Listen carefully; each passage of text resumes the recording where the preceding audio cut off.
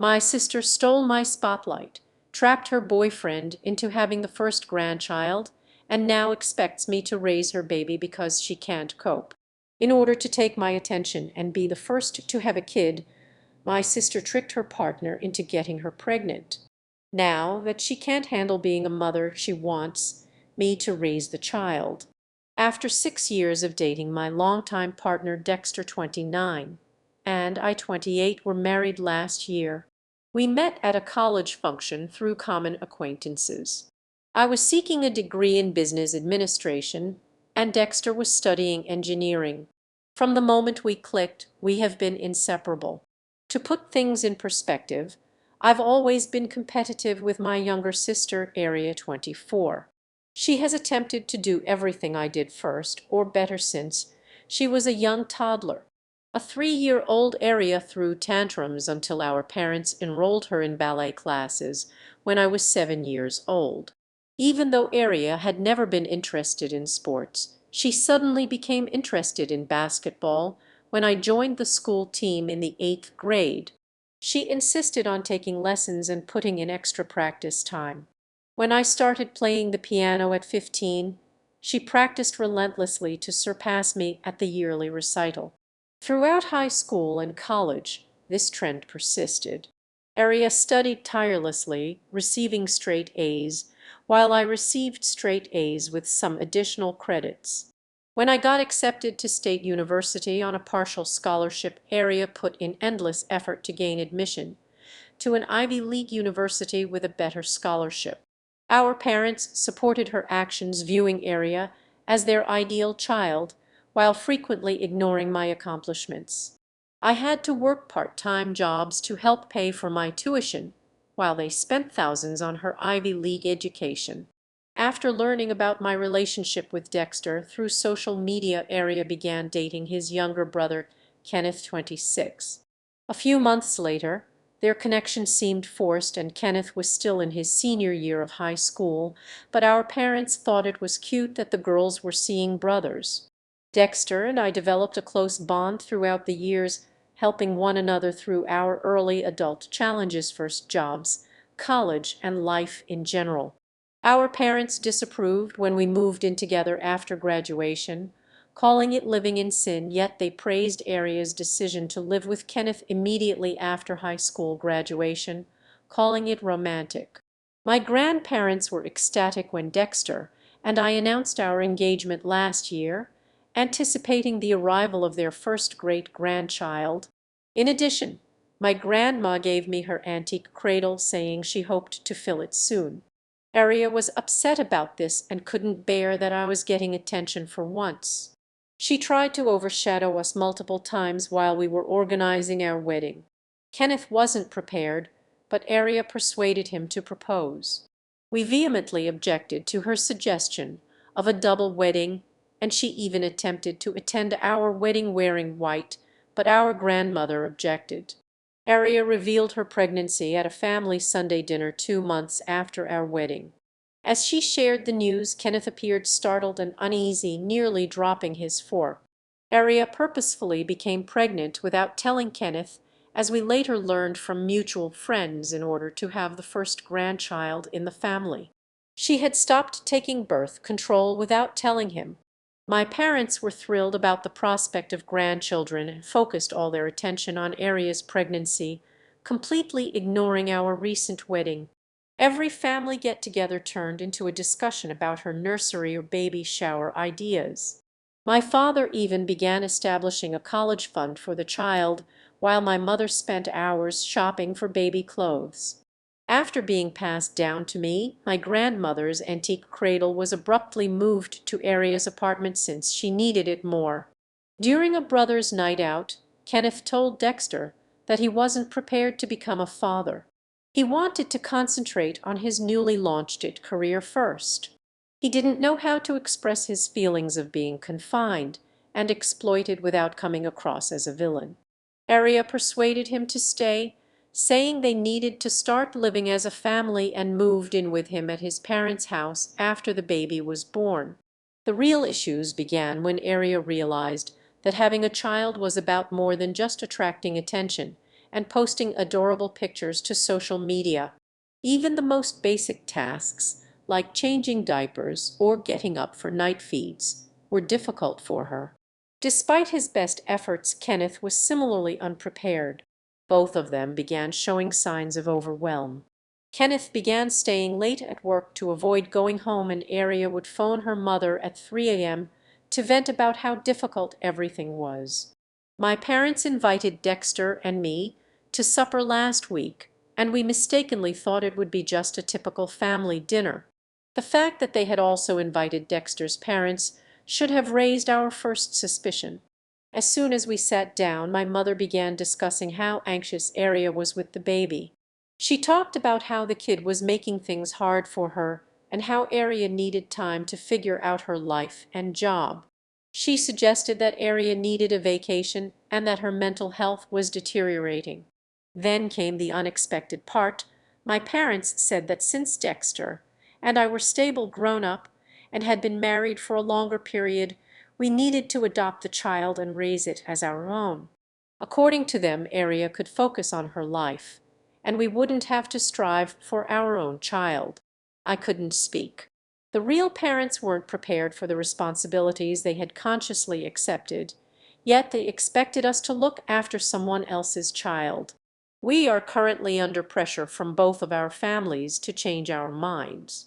They constantly accuse us of being heartless for not assisting Aria when she is in need, but Dexter and I won't allow them to coerce us into accepting a duty that isn't ours.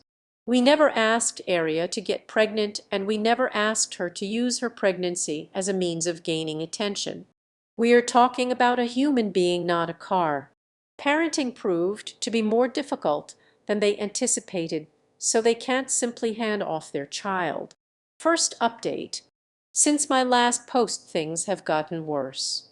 My mother and Aria arrived at my place of employment yesterday during lunch. Somehow the marketing company where I work in the city had discovered my lunch routine. As I was making my way to my car to get lunch, they cornered me in the parking lot and made me listen to their suggestion. I could tell right away that this was no ordinary visit. Aria had black bags under her eyes and appeared to have not slept for days. She broke down in tears, explaining that she and Kenneth needed more time to work things out and that they weren't prepared for parenting. She insisted that parenthood was harder than she had anticipated and that she felt overwhelmed. Then my mom told me about their new strategy.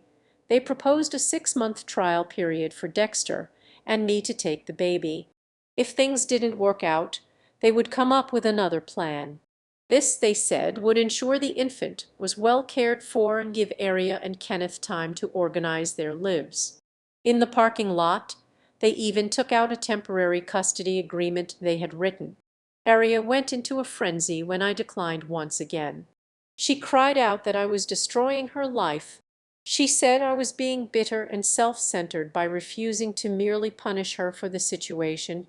Several of my coworkers, who were also on their lunch break, paused to watch. My mom tried a different tactic.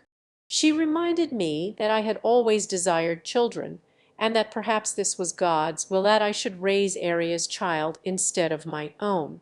This might be your chance to become a mother, she remarked, adding that blessings sometimes come in unexpected ways. Her statement made me furious for its arrogance. Before I called security, I told them both to leave. They arrived at our house with Kenneth's parents around 7 p.m. that evening. It was clear they had planned this ambush in the hopes of pressuring us. Fortunately, Dexter was at home. He adamantly urged them to leave. When they resumed their emotional manipulation, they said they wouldn't go unless we complied with their demands. Kenneth's mother began to weep about how her son's life was being destroyed. My mother added that Aria needed help because she was experiencing postpartum depression.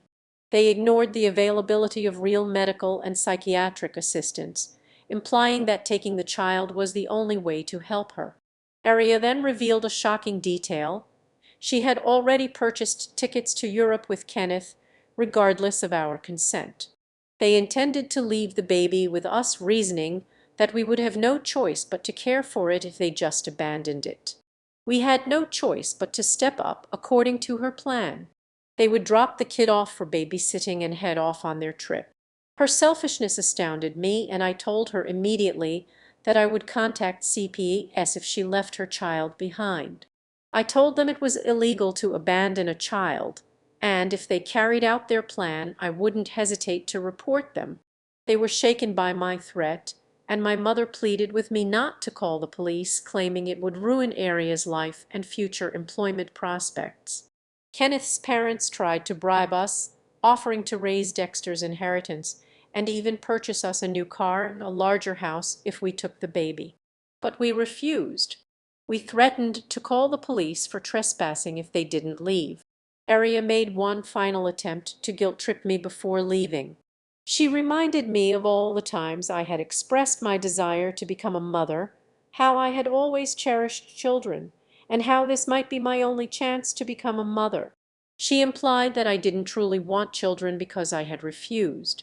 I informed her that my desire to become a mother did not involve condoning her reckless actions. I told her she was the one who made the decision to become pregnant without considering the consequences, and that now she had to face them.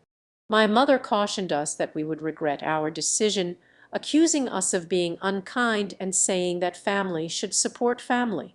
In Kenneth's will, his father reiterated that this would affect our status.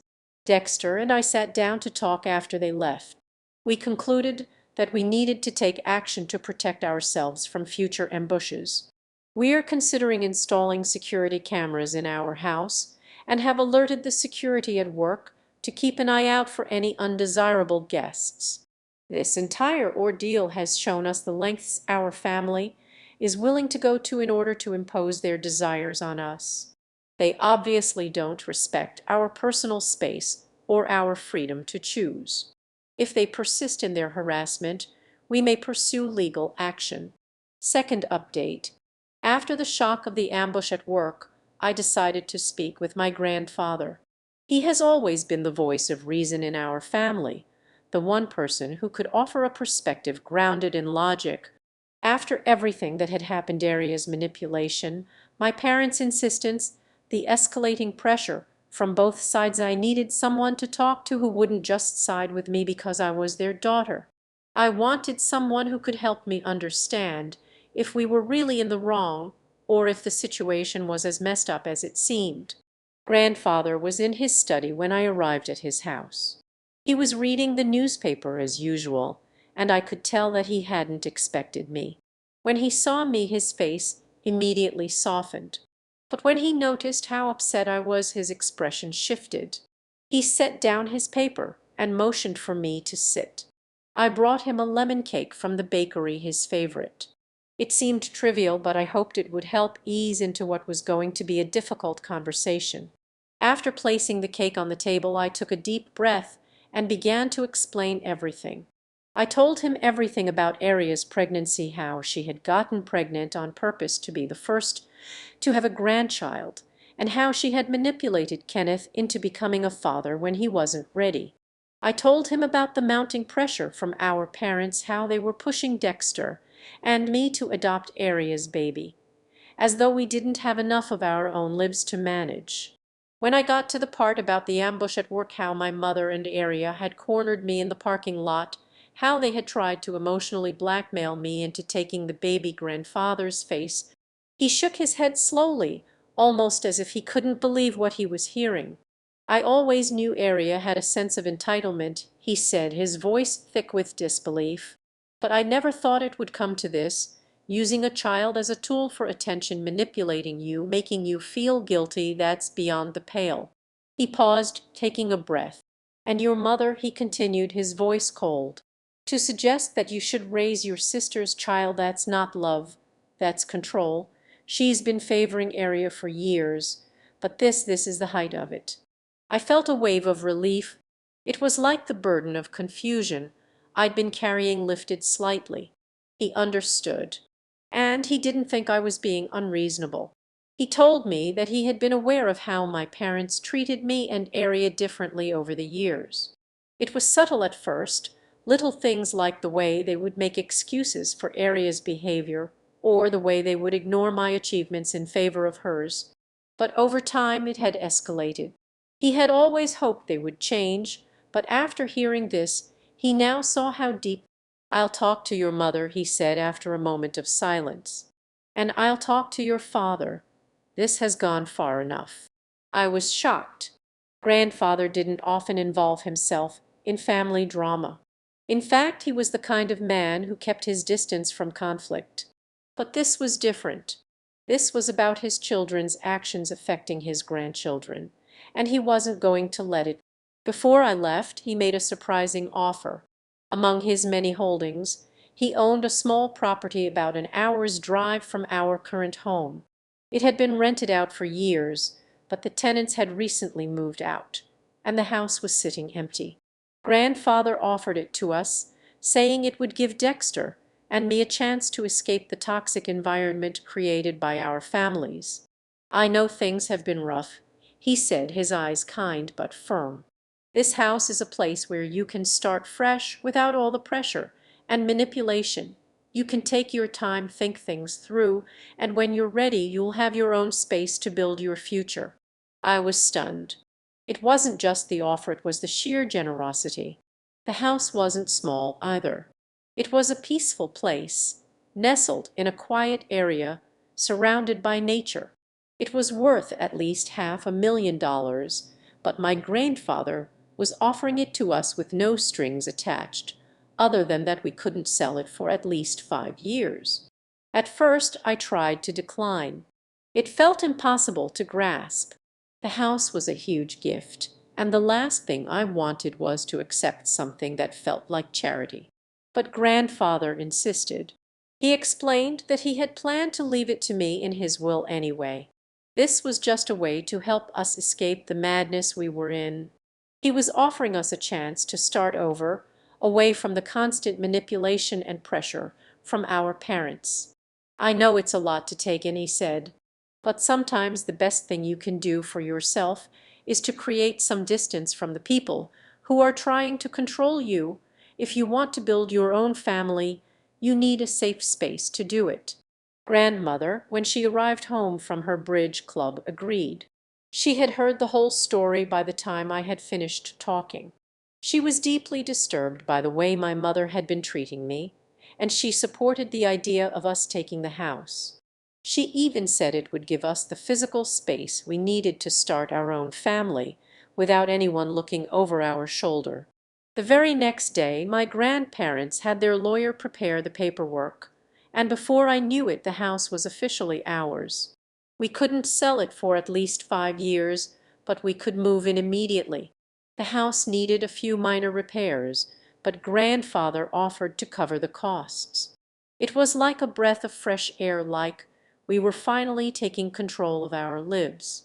Dexter and I talked about the offer long into the night. We weighed the pros and cons: longer commutes to work, leaving behind our current home, the cost of repairs, but in the end the peace and distance the house offered seemed like the right choice. Third update. It's been 3 months since we moved into the house. Life is quieter now, simpler, more peaceful. We haven't had a single visit from area Kenneth or our parents. It's like a weight has been lifted. We changed our phone numbers immediately after we moved, keeping the new ones only for a select few, mainly our grandparents and a small circle of close friends. We also installed a full security system with cameras around the house. It feels almost surreal. Dexter and I joke sometimes that we are living in a fortress, but honestly it feels good to know that no one can just show up unannounced anymore. The first month was spent repainting and making the house our own. I finally got the library I've always dreamed of. Dexter converted one of the spare rooms into his home office. We spend most of our time in the spacious backyard, enjoying the garden we've started, or just relaxing under the shade of a big oak tree. We've even planted a few fruit trees.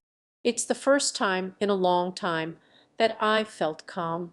Meanwhile, Aria and Kenneth's situation has not improved. Despite initially pretending that they were going to Europe, they've had to face the reality of parenting. Mutual acquaintances have told us that they've finally enrolled in parenting classes and are now looking into child care assistance. It's a relief to know they are getting help. It doesn't change the manipulation. As for Kenneth's parents, they've stopped trying to pressure us with inheritance threats. In fact, we received an apology letter from them. They acknowledged that they were wrong to try to control us. But their apology came too late. The damage had already been done, and it's hard to forget the way they tried to guilt us into taking Aria's baby as if it was our responsibility. It was never our responsibility, and we made that clear. My mother still tries to contact us, though. She sends messages saying that we are abandoning the family, accusing us of being selfish and cruel. She even reached out through one of our relatives, but we just don't respond anymore. I'm done with the guilt trips. My father hasn't reached out directly, but he's been telling people that we left the family when they needed us the most. He's trying to portray us as the bad guys, but anyone who knows the truth understands why we had to step back. My grandparents, however, have been unwavering in their support. They've made it clear to everyone that they stand by our decision. They've visited us several times since we moved in, and it's been such a relief to have their backing. My grandmother even had a heated argument with my mother, telling my mother wasn't pleased, but my grandmother stood her ground, and I'm grateful for it. Dexter and I are finally starting to feel like we can breathe again. We're thinking about expanding our family, but on our own terms. We've discussed adopting a dog, and we've joined a community garden in our new neighborhood. For the first time in a long time, it feels like we have control over our lives. Sometimes you need to create distance from toxic family dynamics to protect your own happiness. We have no regrets about our decision to walk away. We're taking things one step at a time, and right now, it feels like the right choice.